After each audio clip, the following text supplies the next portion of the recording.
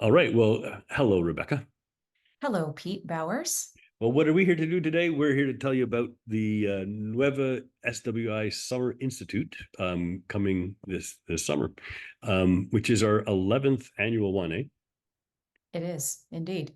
And we're just saying how we haven't actually missed one even in the pandemic because that's what forced us online. And then we went through, and now we kind of have decided that that way works so well so that people can come from any time zone.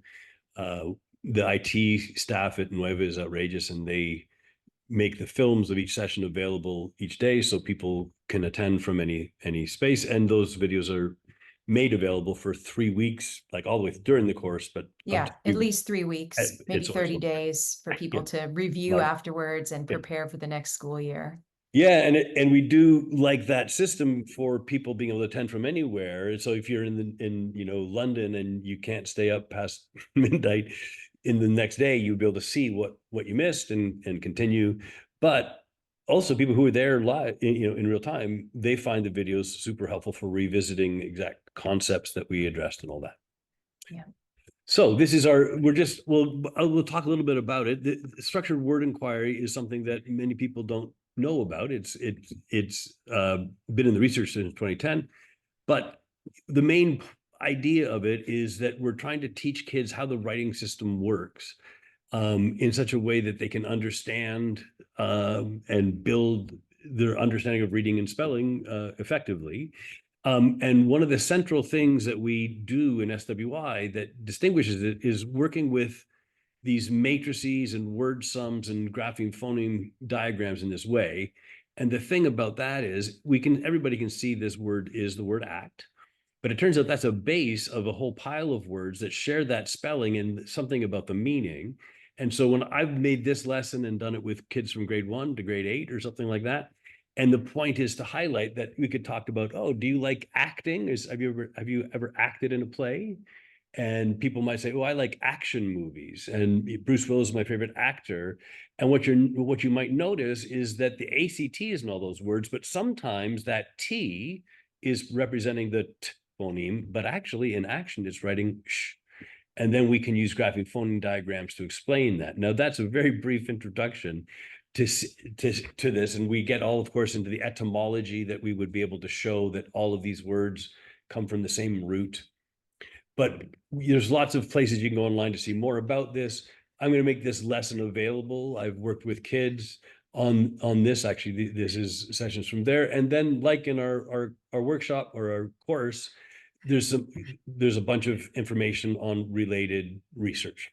So what we'd like to point you to is the course. We'll give this link to a one-page flyer for the course.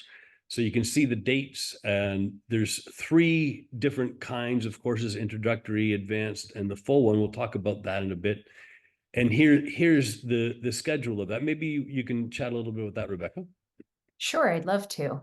So you can see that there are different options, and you can also attend for the full week. So Monday and Tuesday are giving a lot of the foundations of what you just saw in that ACT lesson. What is structured word inquiry? How do we go about studying words in families by looking at a shared base element? This is a very hands-on interactive course, so you're not just sitting on Zoom listening to us talk all day. We have investigations to give you that you will work with throughout the course. We have a long lunch break that also offers some time for study sessions and asking us questions, as well as just taking a brain break if that's what you need. So that first day will go into the first most important conventions about structured word inquiry. That will continue on to the second day. You can see there, looking at those tools, beginning to see a little bit more about the etymology, where we use Etymonline. What does structured word inquiry look like in practice? So throughout the week, you will see examples of how this actually looks with students in schools or in tutoring, as well as getting some of the theoretical and the practical information about how you go about using it.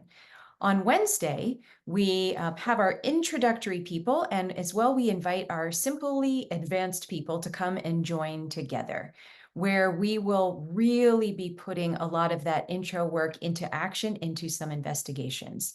Also, just to note that that day is the Juneteenth holiday here in the United States, and we'll be doing some special focus of word study that connects to Juneteenth, so you can see how you can use SWI to apply to content area instruction and special important events. And I Well, noticed that actually, that is on the calendar, the detailed version that will show us. yeah, we can add that here.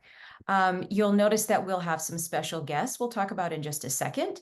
And so then people who have already had some experience may decide to join for the full 5 days, or may decide to just join for the 3-day advanced course, where on Thursday we'll go a lot deeper into studying words, practically looking at morphological as well as extended etymological families. And by Friday, we'll show you how this work applies in reading instruction, in writing instruction. You'll hear a deep dive with Pete about the current research and how SWI fits into that. And in the afternoon, we'll have time to talk with you about sort of the scope that you might want to think about using, as well as what does assessment look like, and time for you to plan either on your own, or if you've come with a team at a school, there'll be a lot of opportunities for really walking away with a plan for you to get started using this work in your practice. Indeed. And Yes. one thing that you were mentioning that I wanted to highlight, that this all the way along, as Rebecca's saying, we're introducing concepts, but we're introducing them in very much the same ways we do with kids, and then putting them in practice with kids. And one of the reasons that I've always loved having Rebecca do this with me is that she's working in schools every day at Nueva. She's the SWI coach there and does other PD with teachers and kids and things. But so you're going to get lots of examples right from what happened this year at Nueva with this work, and people with experience from the youngest to the oldest.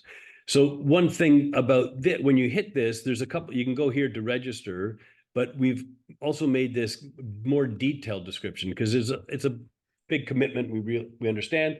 So when you come here, you get background on this whole course, more detail of what Rebecca was talking about, like how do you choose to take which course and all. And here's our Juneteenth stuff, which is going to be the word itself is going to be perfect to study. And then we were mentioning that there's these special guests.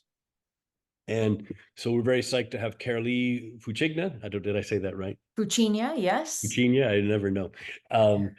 But she is she was the preschool teacher at Nueva for many years and then became a real expert in SWI and continues to do work with it, but just independently now. And so we're delighted to have her talk about SWI in the earliest years. And that's on the Wednesday. So everybody, whether you're advanced or intro course, everybody's on that. We kind of planned that on purpose. Doug Harper, author of Etym Online, is amazing. And he's going to be presenting on etymology, of course. And then Marie Foley, who I've done some videos with. We have a new one coming, and who's really excellent at explaining orthographic concepts with her amazing films.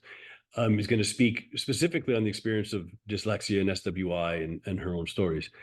So the other thing I want to make sure is that this is, I know it's a lot of stuff here, but this is to help you decide. And along the way, if you don't know much about SWI, there's links all the way through to places to explore. For example, there's the video that I just mentioned that we made with Marie.